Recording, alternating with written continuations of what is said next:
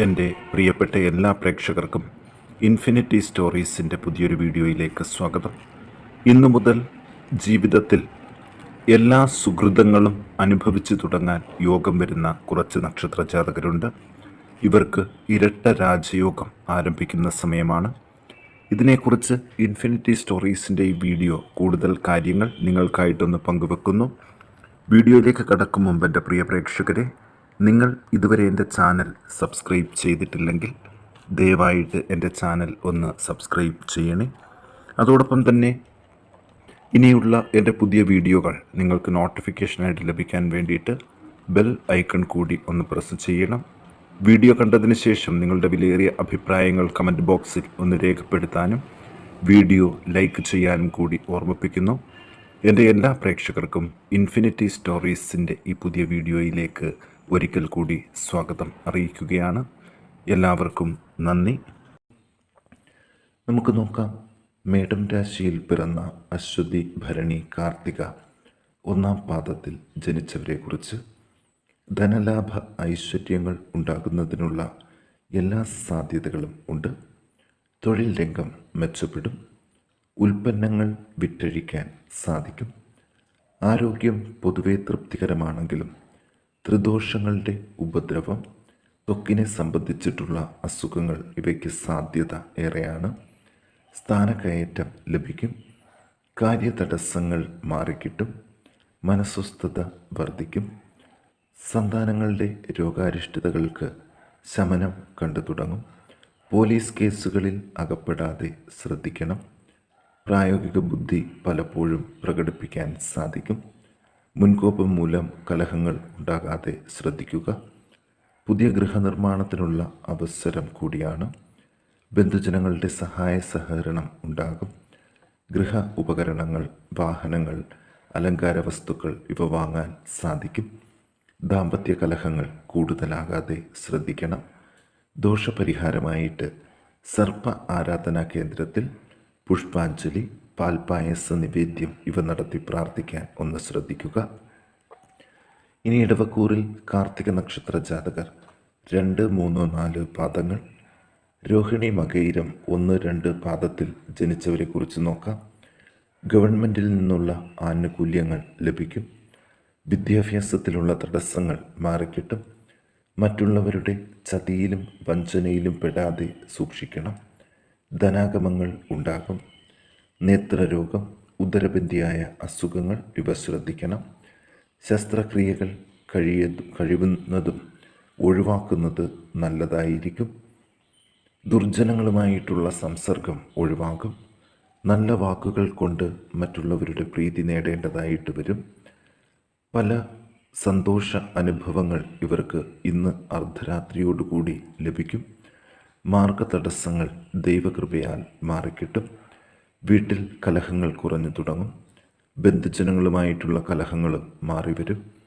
പൊതുവെ അംഗീകാരവും ആദരവും ലഭിക്കും. തൊഴിൽ രംഗം മെച്ചപ്പെടും. ഉദ്യോഗാർത്ഥികൾക്ക് നല്ല അവസരങ്ങൾ വരും. മുടങ്ങിയ വിവാഹ ആലോചനകൾ സജീവമാകും.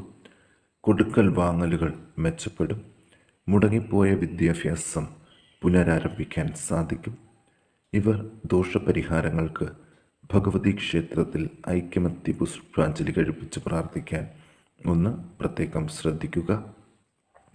ഇനി മിഥുനക്കൂറിൽ മകയിരം നക്ഷത്ര ജാതകർ 3, 4 പാദങ്ങൾ, തിരുവാതിര, പുണർതം 1, 2, 3 പാദത്തിൽ ജനിച്ചവരെ കുറിച്ച് നോക്കാം. ജീവിതത്തിൽ ഒരു ലക്ഷ്യബോധവും ഇല്ലാതിരുന്ന വ്യക്തികൾക്ക് ഇന്ന് അർദ്ധരാത്രിയോടുകൂടിയൊരു മാറ്റം കണ്ടു തുടങ്ങുകയും പുതിയൊരു തൊഴിലിൽ പ്രവേശിക്കാൻ അവസരം ലഭിക്കുകയും ചെയ്യും. സാമ്പത്തിക പുരോഗതി ഏറിവരുന്ന ദിവസങ്ങൾ ആണ്. ചിലവുകളൊക്കെ ഇവരുടെ നിയന്ത്രണങ്ങൾക്കനുസരിച്ചിട്ടായിരിക്കും. ഈ നക്ഷത്ര ജാതകരുടെ സഹോദരങ്ങൾക്കും അഭിവൃദ്ധി ഉണ്ടാകും. ചിലവുകളൊക്കെ നിയന്ത്രണങ്ങൾക്ക് അനുസരിച്ചിട്ടാണ്. ശത്രുക്കളുടെ എതിർപ്പ് കുറഞ്ഞു തുടങ്ങും. ധനാഗമങ്ങൾ ഉണ്ടാകും. ലോഹദ്രവ്യങ്ങൾ വിറ്റ് പണം വരാൻ ഇടയുണ്ട്. ബന്ധുജനങ്ങളോടുള്ള കലഹം വർദ്ധിക്കാതെ ശ്രദ്ധിക്കണം. സംസാരത്തിൽ മിതത്വം പാലിക്കണം. ഗവൺമെൻറ്റിലേക്കും ബാങ്കുകളിലേക്കും മറ്റും കൊടുക്കാനുള്ള പണം കണക്കുകൾ തെറ്റി നൽകാതിരിക്കാൻ ഒന്ന് ശ്രദ്ധിക്കുക. യാത്രകൾ കൊണ്ടൊരുപാട് നേട്ടങ്ങൾ ഉണ്ടാകും. സ്ഥാനക്കയറ്റം ലഭിക്കാൻ സാധ്യതയുണ്ട്. അപ്രതീക്ഷിതമായി പല കാര്യങ്ങളും സാധിക്കും. ധനകാര്യങ്ങൾക്കുള്ള തടസ്സങ്ങൾ നീങ്ങിവരും. അച്ഛനോ തത്തുല്യവർക്കോ രോഗാരിഷ്ടതകൾ ഉണ്ടാകും. പല ഭാഗ്യ അനുഭവങ്ങൾക്കും സാധ്യതയുണ്ട്. നീർക്കെട്ട്, ജലബന്ധിയായ മറ്റ് അസുഖങ്ങൾ ഇവ ഉണ്ടാകാൻ ഇടയുണ്ട്. ഭൂമി കച്ചവടങ്ങൾ സജീവമാകും. തൊഴിൽ രംഗം മെച്ചപ്പെടും. ദാമ്പത്യ കലഹങ്ങൾ പറഞ്ഞു തീർക്കാൻ സാധിക്കും. ഇവർ ദോഷപരിഹാരമായിട്ട് ഭഗവതി ക്ഷേത്രത്തിൽ ദുർഗാസൂക്തം പുഷ്പാഞ്ജലി കഴിപ്പിച്ച് പ്രാർത്ഥിക്കണം.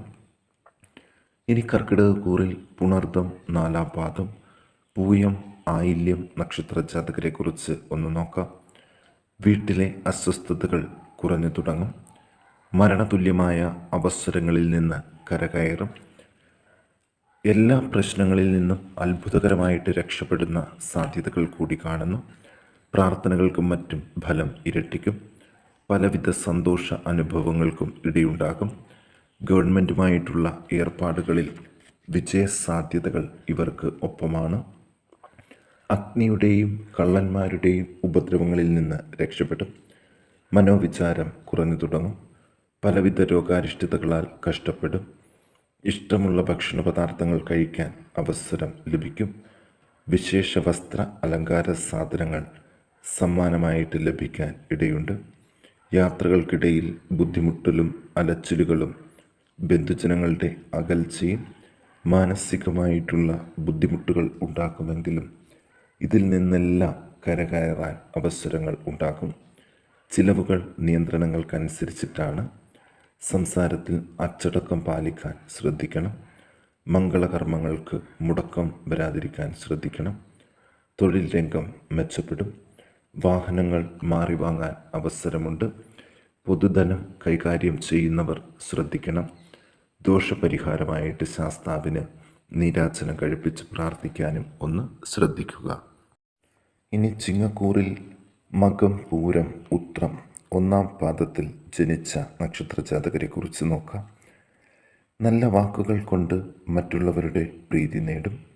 ധനലാഭ ഐശ്വര്യങ്ങൾ ഉണ്ടാകും.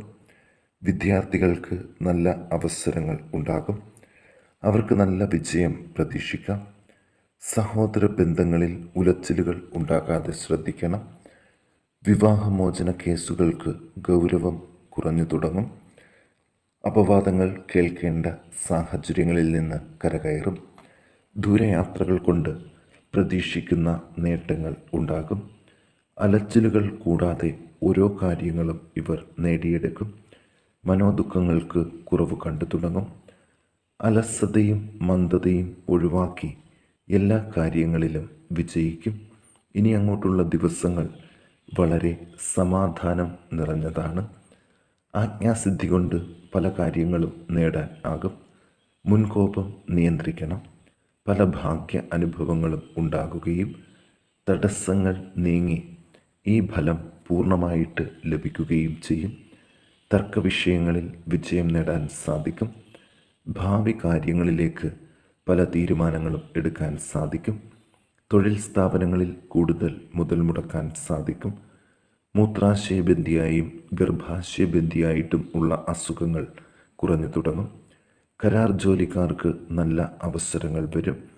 ദോഷപരിഹാരമായിട്ട് സർപ്പ ആരാധനാ കേന്ദ്രത്തിൽ പാൽപ്പായസം നിവേദിച്ച് പ്രാർത്ഥിക്കാൻ പ്രത്യേകം ശ്രദ്ധിക്കുക. ഇനി കന്നിക്കൂറിൽ ഉത്രം 2, 3, 4 പാദങ്ങൾ, അത്തം, ചിത്തിര 1, 2 പാദത്തിൽ ജനിച്ചവരെക്കുറിച്ച് നോക്കാം. ധനനേട്ടങ്ങൾ ധാരാളമായിട്ടുണ്ടാകും. കാര്യതടസ്സങ്ങൾ ഉണ്ടാകുമെങ്കിലും അപ്രതീക്ഷിതമായ ചില കാര്യസാധ്യങ്ങളും ഉണ്ടാകും. തൃപ്തികരമായ ഭക്ഷണ സാധനങ്ങൾ ലഭിക്കും. ബന്ധുജനങ്ങളുടെ സഹായം ലഭിക്കും. സുഗന്ധദ്രവ്യങ്ങൾ കിട്ടാൻ ഇടയുണ്ട്. കഠിനമായ ദുഃഖ അനുഭവങ്ങളിൽ നിന്ന് കരകയറും. ലക്ഷ്യബോധം ഇല്ലാതെ വളരെ ദൂരം സഞ്ചരിക്കേണ്ട സാഹചര്യങ്ങളെ അതിജീവിക്കും. ബന്ധനാവസ്ഥയിൽ നിന്ന് മോചനം പ്രതീക്ഷിക്കാം. മനസ്സിലെ ഭീതി വിട്ടൊഴിയും. ദാമ്പത്യ സൗഖ്യം കൂടുതലായിട്ട് ലഭിക്കും.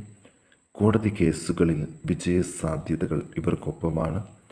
ദോഷപരിഹാരമായിട്ട് വിഷ്ണു ക്ഷേത്രത്തിൽ പുരുഷ സൂക്തം പുഷ്പാഞ്ജലി കഴിപ്പിച്ച് പ്രാർത്ഥിക്കാൻ ഒന്ന് ശ്രദ്ധിക്കുക.